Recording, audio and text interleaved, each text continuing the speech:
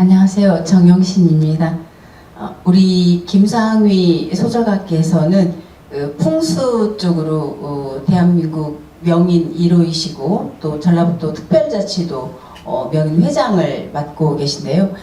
이중환의 택리지에 소개된 그 십승지, 또 정감록에 소개된 십승지는 보면은 영월의 정동, 영주의 풍기, 봉화의 춘향, 예천의 금당실, 공주 유구 마곡사, 또 보은 속리산, 무주 무풍, 고창 반암, 합천가야, 남원 운봉 등 우리 인간이 살기에 그 최적지인 전쟁으로부터 병풍이 될 수 있고 또 그 병풍처럼 둘러싸여진 산들이 전염병을 막아주는 그런 역할도 하고, 그 다음 풍부한 어떤 경작지, 또 계곡물이 흐르는 어떤 물길이 좋은 곳, 이런 곳들을 사람이 살기 좋은 그런 십승지로 규정을 했는데요.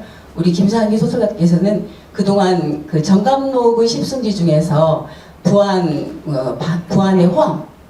호암을 그 십승지 중에 하나로 비정을 했었는데, 우리 김상휘 소설가께서 부안의 그 호암이 아닌 고창 반암 마을의 병바위 호암이 십승지 중에 하나라고 다시 새롭게 지정을 해주셨습니다.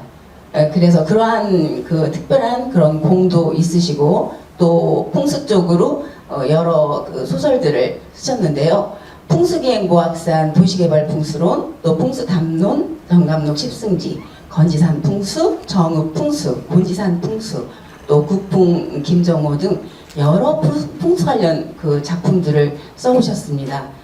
그러면 이러한 그 풍수 관련 소설을 쓰기까지 7살 때부터 이미 우리 그 김정호 국분께서도 다녀가셨던 그런 고창의 인천강이 흐르는 그런 반암마을에서 그 병바위를 보면서 또 자라셨어요. 그래서 이 특별하게 풍수와의 연관이 있는 그런 인연을 맺은 우리 김상휘 소설가의 어떤 성장 과정은 좀 남달랐을 것으로 보이는데요. 성장 과정은 어떠셨는지 인천강이 흐르는 그런 병바위골 마명마을의 김상휘 소설가의 성장 그 과정을 한번 듣고 싶습니다. 예, 반갑습니다. 지금 제 소개가 뭐 엄청나게 길고 많은데 사실은 그렇게 대단한 사람은 아니고요. 제가 성장 과정은 좀 어느 작가님이나 똑같겠지만 저도 나름대로의 굴곡이 있었습니다. 제가 1967년도에 전주를 유학을 왔어요. 형을 따라서.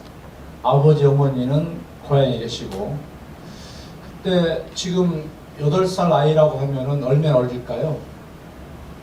항상 엄마 아빠 품이 그립고 그 고향 고삿길이 그립고 몇 갔던 그런 인천강이 그립고 그럴 텐데, 저는 그때 그 형이 저보다 6년 연상인데 좀 공부를 좀 했어요. 그래가지고 전주에 중학교를 했는데 그래서 1등으로 되어버리니까 저는 계획도 없었는데 개평으로 덤으로 형이 외로울까봐 그냥 아버지가 일방적으로 해서 형의 외로움을 덜어주기 위해서 제가 같이 오게 됩니다. 그 기린봉 밑에 지금 현재 천주교 교구청이 있는데 그 철도가 글로 나 있습니다. 그 옆에가 동일연탄이라고 연탄 공장도 있어요. 그러니까 흙이 비가 오면 막 징창이고, 또 3월 2일 날 계약을 했는데 얼마나 어설퍼요. 거기를 가면서 처음 제가 증기기관차를 보게 됩니다.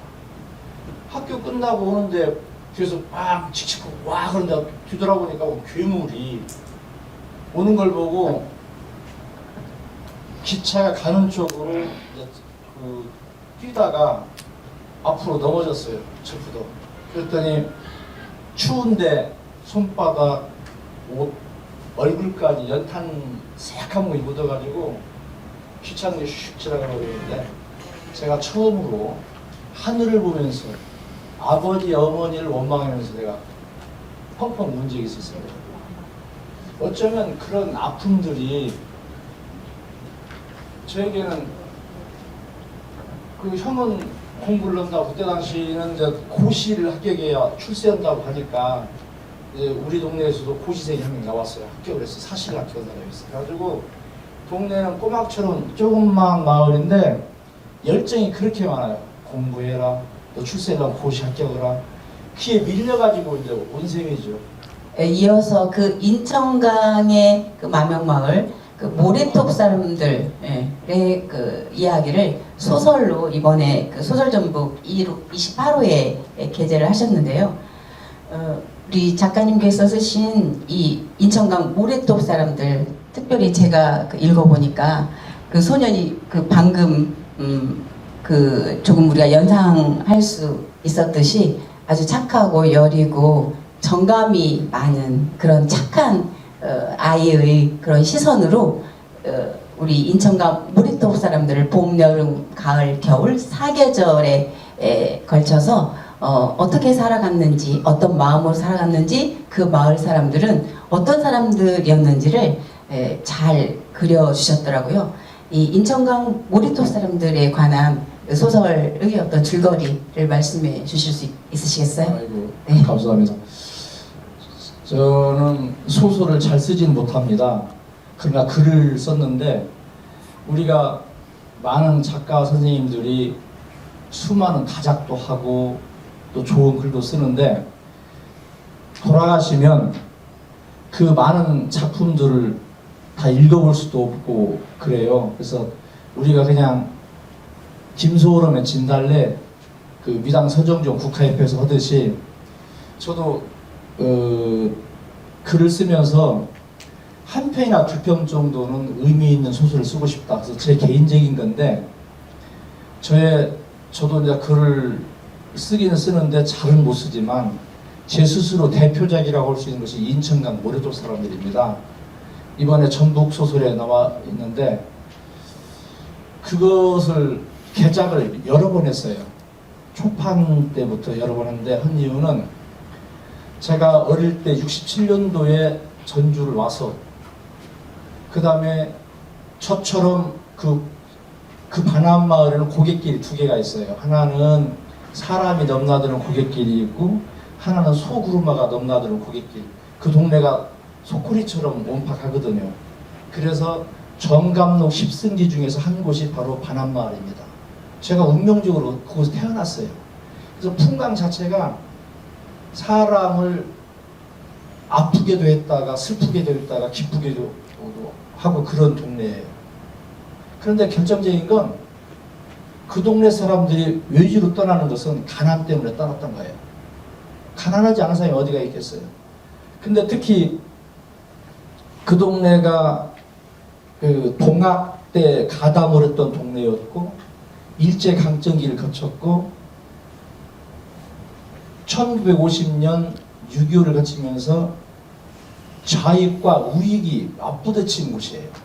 일제강점기 때도 그랬고 그 선각자들은 그래도 우리가 살아야 된다, 공부를 해야 한다고 그 헌팀 하는 분들이 계셨고 동학 때도 우리 동네에서 몇 분이 동학에 참여해가지고 몰살 당하고 외면 당하고 그런 동네예요.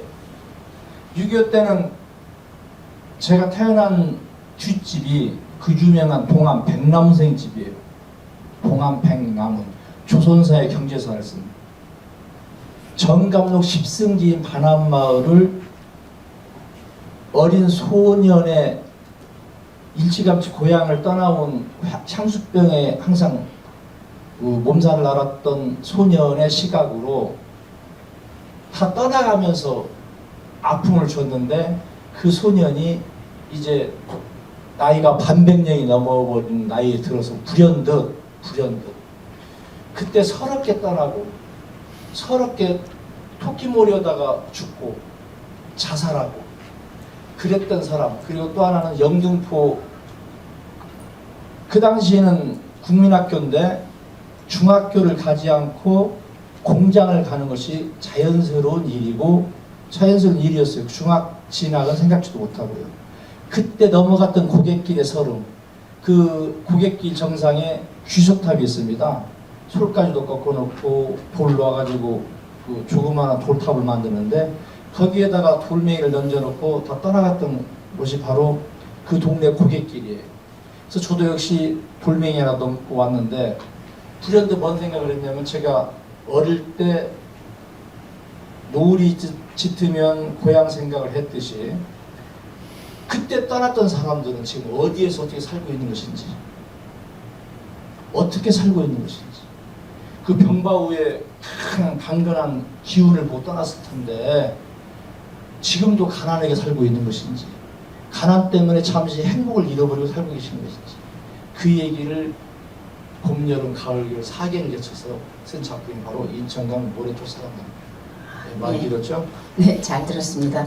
그 방금 그 인천강 모래톱 사람들에서도 조금 나와 있듯이 이 정감독의 십승지 중에 하나를 그동안은 부안의 호암으로 알고 있었는데 그곳이 부안 호암이 아닌 고창 반암의 병바의 호암으로 새롭게 지정을 해주셨어요.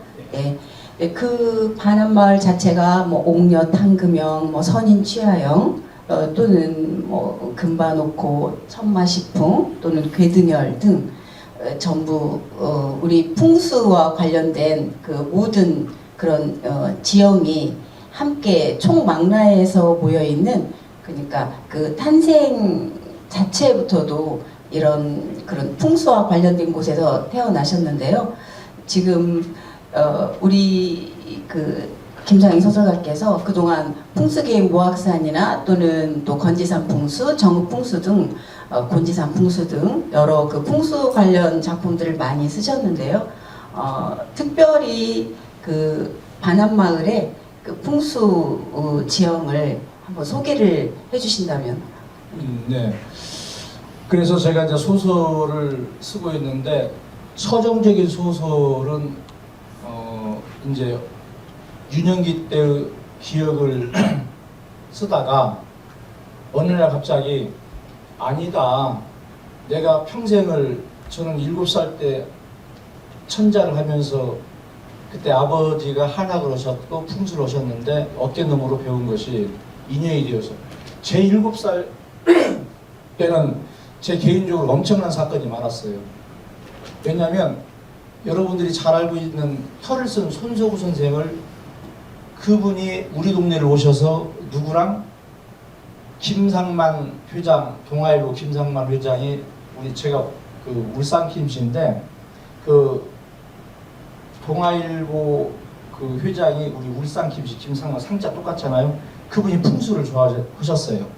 그런 인연으로 육간 손석구 선생을 모시고 왔는데 점심을 먹는데 그때들은 다 보리밥 먹잖아요.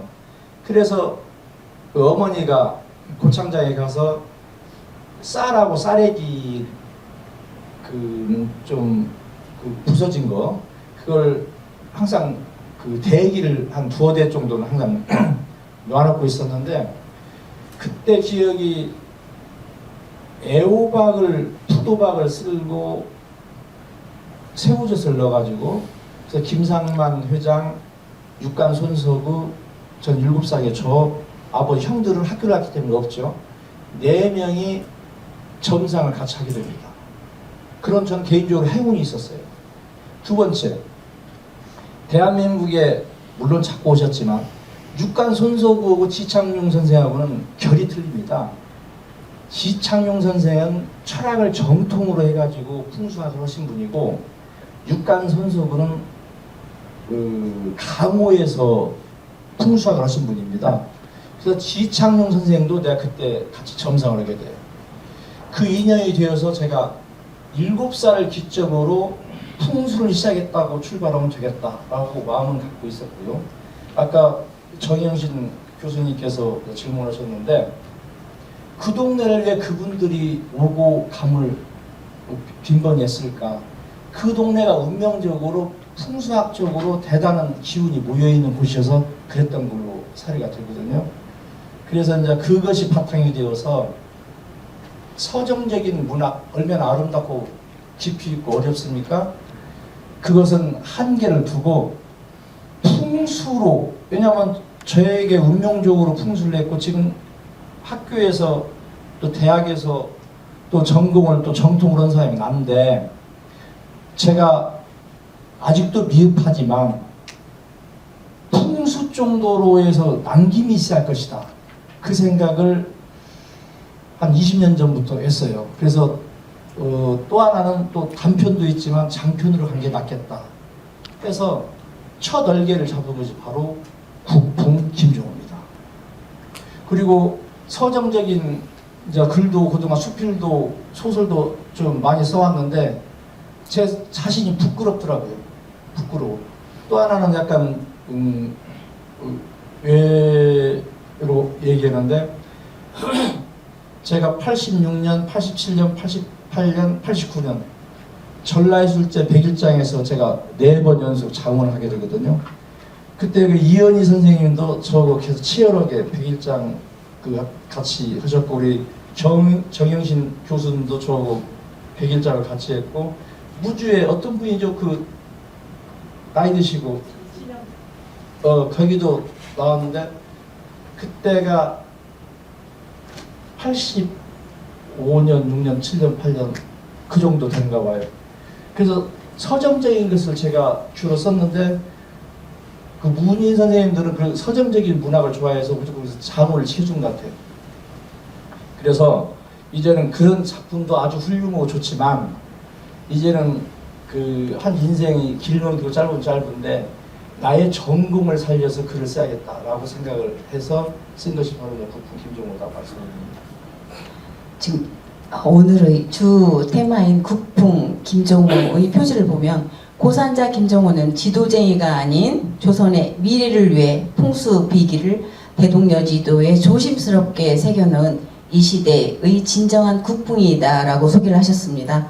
그러면 이 국풍 김종호에 대한 이 소설의 어떤 줄거리를 포함해서 역사적인 그런 시대적인 그런 배경은 어떠했는지 총괄적으로 좀 말씀해 주시면 좋겠습니다. 예, 제가 지금 한국의 총 예술세계에다가 이제 8년째 저 혼자만 풍수를 연재하고 있습니다. 그 한국의 총 개간지는 그 지면이 한정되어 가지고 연재를 못 받습니다. 근데 저한테 특별히 배려가 있어서 그런지 모르지만 제가 지금 연재를 하고 있는데 저번 호까지가 뭐냐면 경복궁 상하로 제가 연재를 썼습니다. 그게 뭐냐면 제가 저번 주 월요일 날 가서 화요일 날 왔는데 여주를 갔습니다. 명성황후 생가를 다녀왔거든요. 그리고 명성황후 기념관에 보면은 좀 무겁더라고요. 그 명성황후를 살해했던 그 칼을 갖다가 놔놨는데 그걸 보고 왔는데 제가 그 이야기를 먼저 하는 것은 풍수는 단답적으로 이래서 이렇다 이래서 그렇게 할 수가 없습니다. 수치와 물감처럼 어느 정도 배경을 줘야 그 배경에 대한 설명이 되기 때문에 그 얘기를 하는데 경복궁 안에 보면은 건청궁이라는 데가 있습니다. 건청궁, 건이 뭐냐면 하늘 건자입니다. 하늘의 기운을 가장 잘 받아내는 터. 경복궁 자체가 하늘이 천기를 받는 곳인데 천기, 하늘천자 그릇기자, 천기 뭐 기운 기자가 아니라 하늘의 기운을 받아내는 그릇, 그걸 경복궁입니다. 거기에서 계란에도 숨통이 있듯이 가장 천기를 많이 받고 기운을 느끼는 곳이 건청궁이라는 마당이 있습니다. 그곳에서 국풍이 새벽 인시면 3시에 5시 사이를 말하는데 오로지 국풍만 정년퇴직이 없습니다. 나이가 많이 먹을수록 경험이 쌓이게 되고 그 경험으로 하루 일진을 봐야 되기 때문에 그렇습니다. 그래서 인시에 나와가지고 거기에서 동서남북으로 두 손으로 비비면서 그날의 기운을 손바닥으로 문질러 봅니다.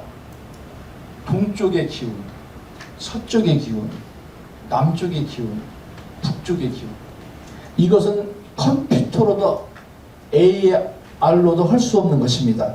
인간이 하늘의 기운을 느끼는 행동을 하고 그때 옆에는 승정원 애방승지, 그 또 한 옆에는 수라청의 상궁하고 궁녀들이 여러 명이 있습니다. 그리고 그날 국풍이 하기를 이렇게 이야기합니다. 승정원, 비서실이죠. 애방승지한테, 애방비서관한테 오늘 전하의 일정이 어떻게 되시는가 딱 묻게 돼요. 그동안 국정일이 바쁘셔가지고 오늘은 좀 운동이 잡혀 있습니다. 말을 타고 그 사냥이 잡혀 있는데 그랬더니 그때 국풍이 천기를 만져보고 일진을 선택하는데 오늘은 취소하시게. 가감해요. 임금의 일정을 유일하게 취소할 수 있는 분은 바로 국풍입니다.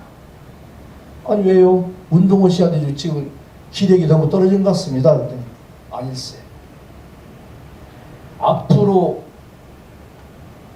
세마장 후에 쏘내기가 오네. 오히려 사냥을 갖다가 낙말하면 어떻게 되겠는가? 큰일일세. 그리고 수락관 상궁께서는 오늘 임금 수라상을 어떻게 하시는가? 그때 수락관 상궁이 이렇게 합니다. 그때 들어보고 국풍이 이 음식은 빼시게. 왜냐하면 우리가 비 오는 날 보면 오늘 뭐 먹어야지, 탕을 먹을까? 건한 건 백반 같은 건 안 먹잖아요. 왜냐하면 비냄새가 비린내가 있어요. 그걸 감하기 위해서 지금 과학적으로 얘기하자면 그런 것을 전부 국풍은 일일이 섬세하게 관찰했던 것입니다. 그곳이 하루 일진을 말하는 곳인데 그게 바로 건천궁인데 그 건천궁에 사건이 있습니다. 국풍 김종호 얘기하기 전에 말씀드릴 것이 1895년 을미년에 음력으로는 8월 7일인데 양력으로는 10월 8일입니다. 가을이죠. 명성황후가 저녁 식사를 하고 뒤에 심실상궁, 엄상궁, 김상궁 궁녀들 들고 쭉 하는데 그때 엄상궁이 갑자기 어머 아마 좀 이상합니다 하늘이 그런 얘기를 해요. 뭐가? 저기 북도칠성을 보이세요? 그랬더니 한참 보더니 보인다. 그래서 굳이 쉬어보면 6번째 북도칠성이 보이세요? 풍수 전문가들 6번째 별이 무곡이라는 별입니다.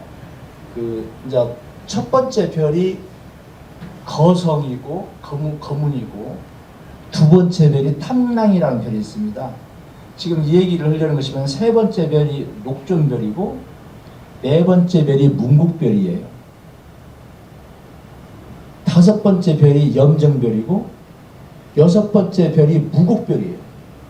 일곱 번째 별이 파군인데 오늘 국풍 얘기가 뭐냐면 세 번째 별하고 여섯 번째 별 얘기를 하기 위해서 지금 제가 서술로 말씀을 올리는 겁니다.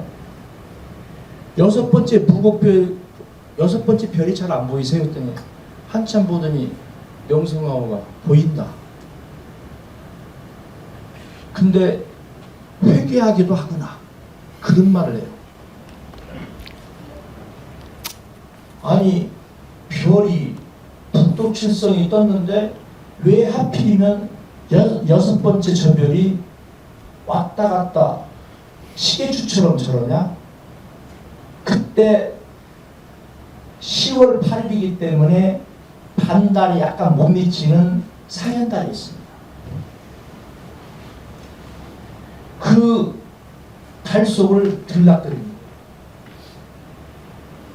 하여튼 회귀한 별을 봤구나 해서 들어와서 간입차를 마시고 한 20여 분 지났는데 갑자기 경복궁 안이 우당탕탕하면서 소란스러워 시작합니다. 와 소리 나고 죽여 소리 나고 불이야 뭐 하고. 그래서 깜짝 놀라서 김상궁이 제가 무슨 일인지 밖을 다녀오겠습니다. 그래서 밖을 나갔다가 들어오니까 마마 큰일 났습니다. 일본 외군 깡패들이 칼을 들고 경복궁을 점령했습니다. 빨리 피신하시죠. 그때 엄상궁이 뭐라고냐면 무슨 얘기예요? 전하, 마마, 내가 확실히 나가서 확인하고 다시 돌아올 테니 그러고 계세요. 해가지고 엄상궁이 나갔습니다. 엄상궁이 나갔는데 엄상궁은 돌아오지 않고 소란스러운 소리가 들려요.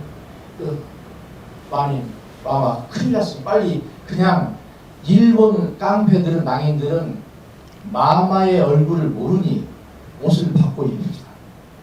제가 마마인 척하고 마마는 상궁인 척. 그래서 옷을 급하게 갈아입고 어설프게 갈아입고 명성 나오는 병풍을 줬습니다. 그리고 김상궁이 이렇게 차 마시면서 그 마마 흉내를 내니까 우당탕탕탕 깡패들이 들어가지고 딱 보니까 명성나오가 차를 마시고 있거든. 일본 애들이 전현이 바로 조선의 마지막 군무가 차라. 일본의 낭인의 칼은 쉬지 않고 그대로 명성나무 목을 치고 가슴을 돌리고 열십자로 돌리고 그러게 됩니다. 쓰러졌죠. 우리가 원하는 여우를 잡았다. 그때 아무명이 여우사냥입니다. 그래서 임무를 완성한 줄 알고 칼집에 꽂았는데 그때 뒤에 나타난 여자가 있었어요. 바로 엄상궁이에요. 엎어진 시신을 뒤집어라. 와! 상궁인 엄상궁이 대단한 목소리로, 그러니까 시신이 엎어졌는데 딱 뒤집으니까 전혀는 조선의 국모 명성황후가 아니다. 자기들이 죽인 것은 명성황후인 줄 알았는데 아니라는 거예요. 그러더니 엄상궁이 뭐라고 해줬어요? 저 병풍을 걷어라. 딱 하니까 피 묻은 칼로 12폭 병풍 옆에를 꽂아서 쭉 보니까 병풍이 너덧자 거치다가 앞으로 덜푸덕 넘어지게 됩니다. 그때 병풍 뒤에서 제대 옷을 못 입고 힘을 입고 있던 명성황후가 떨고 있죠. 엄상궁이 명성황후를 보고 뭐라고 한 줄 아세요? 놀랐어요. 충격적이에요. 손으로 가리키면서 전현이 바로 조선의 국모 명성황후다. 그때 일본 낭인이 딱 보니까 첫 번째 김상궁을 죽이고 나서 아 실패로구나 그러면서 다시 죽이고,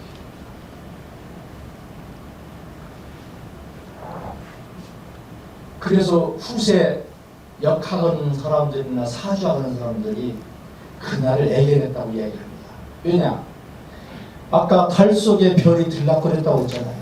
그래서 달에다가 별성자를 딱 쓰면 이게 바로 비린내 날 성자입니다.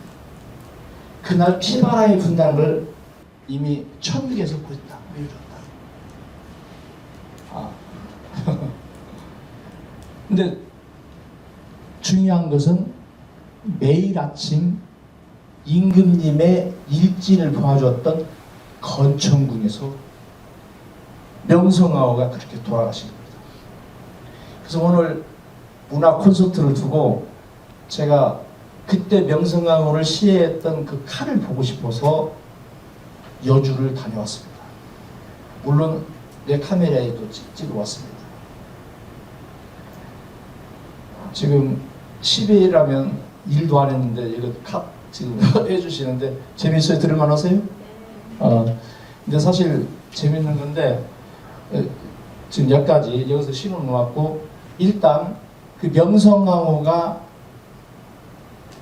그렇게 서거를 낭인들한테 했는데 그럼 그 엄상궁이 어떤 여자였냐 봤더니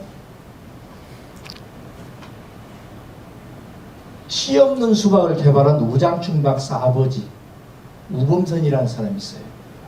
종로에서 싸전을 했죠. 쌀장수를 엄청나게 했습니다. 어디서?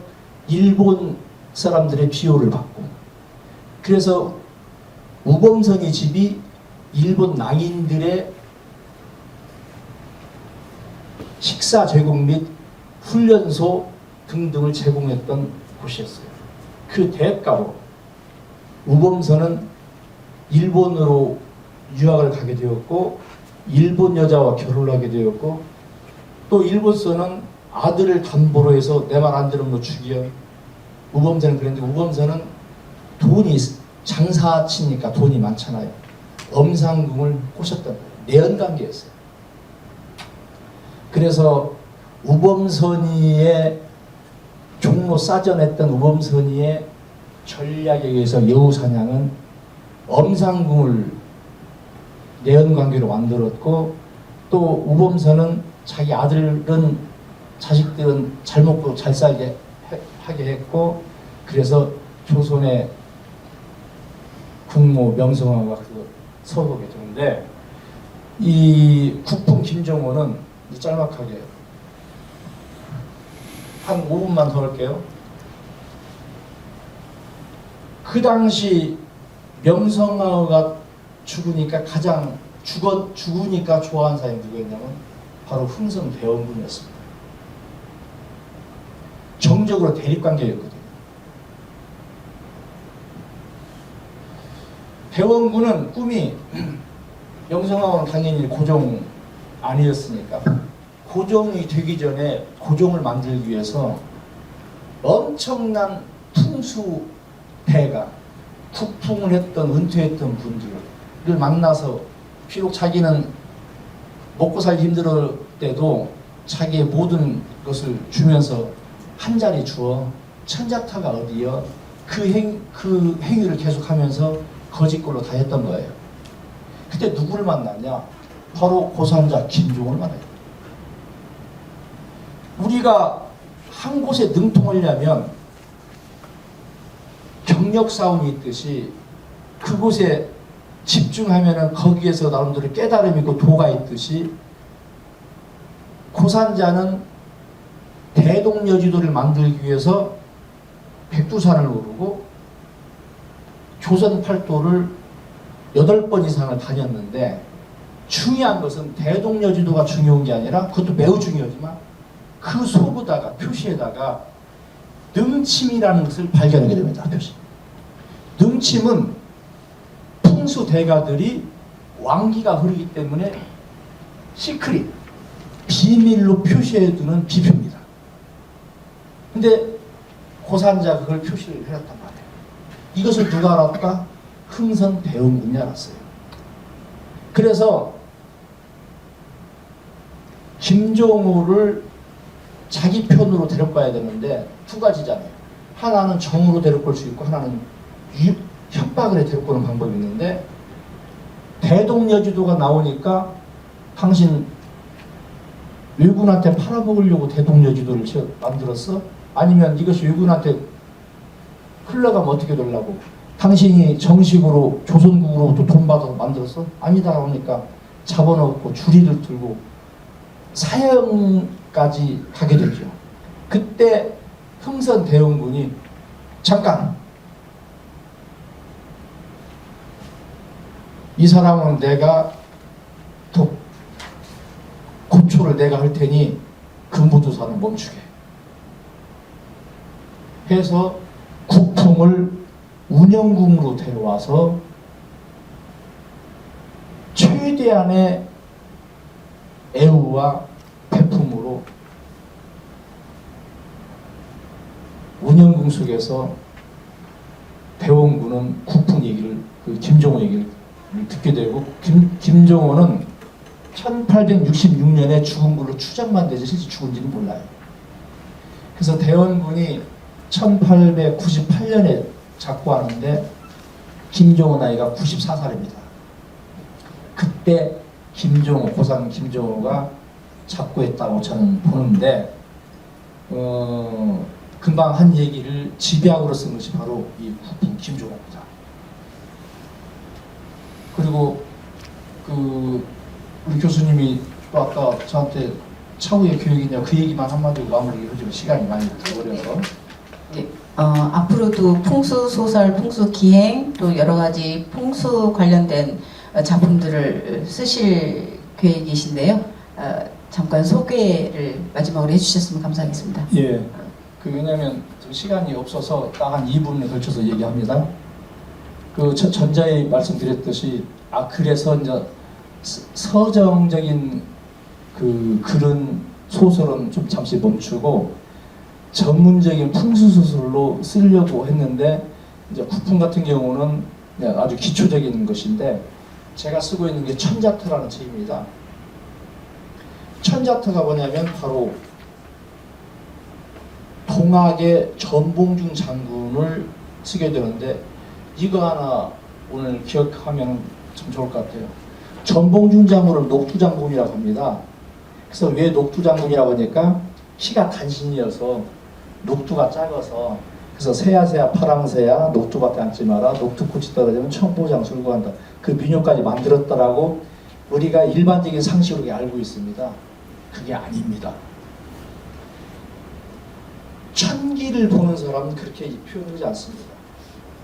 천기를 보는 사람은 아까 처음에 검은에서 시작해서 세 번째 별 녹존별이 있잖아요. 녹존 세 번째 별인데 이 별 얘기하고 이제 마무리하겠습니다. 녹두잖아요. 녹조가 풀 녹자예요. 존자가 존재할 존자인데, 거기다가 녹두는 말두자, 말두는 북두칠성을 뜻하는 것입니다. 그래서 북두칠성의 셋째 별을 천기를 받았다, 그 얘기를 맡겼어요. 그래야 풀려요. 그런데 조그마한 좁쌀만한 녹두 얘기로 오면은 전문가들이 우리같이 살아볼 때는 소설은 상관없지만 동학 얘기할 때 그 얘기는 제가 콧방귀를 낍니다. 말이 안 되는 소리예요. 갖가지 공부가 안 됐던 것이죠. 근데 무서운 것은 셋째 녹존별을 가진 분들은 인생 자체가 짧고 굵어요. 그래서 대표적인 분들이 윤봉길, 예수민, 강증상, 그리고 의열단으로 독립운동보다 잡고 온 분들, 40 안 돼서 잡고 온 분들은 세 번째 녹존별을 가졌다는 것을, 천기를 받았다는 것을 소설에서 밝히는 것입니다. 그게 천자터인데, 그 짧은 시간에 왜 내가 혁명을 일으켜서 짧은 생을 이렇게 바칠까? 결국은 공정 평등과 민주주의, 요즘 우리나라가 지금 나라가 시끄러운데 독단과 독재도 하기 때문에 시끄럽습니다. 그래서 공평을 찾기 위한, 공존을 찾기 위한 첫 번째가 바로 동학이어서, 동학의 심은 세 번째 녹존별을 전봉준 장군이 받아서 출발을 했다고 보면 되겠습니다. 그런데 세 번째 별 녹두를 얘기를 얼마나 하고 있겠어요. 야, 송하준 장군, 김계남은 선배입니다. 3년. 형님, 나 그 별 받았어. 이 얘기 못합니다. 그래서 엉뚱하게 선운사 마애불의 백곰 얘기도 하게 되고, 파순 운주사의 칠성바위 뒤에 누워있는 와부를 얘기를 하게 되는데 못 알아먹습니다. 깨달음이 약하니까. 그래서 그 얘기를 좀 쓰고 있는 게 장편 천자터입니다. 자, 오늘 말씀 감사했습니다. 네. 국풍, 너무 김종호 이야기 잘 들었습니다. 고맙고 감사하고요. 제 얘기 들으셔서 너무 감사하고 고맙습니다. 감사합니다.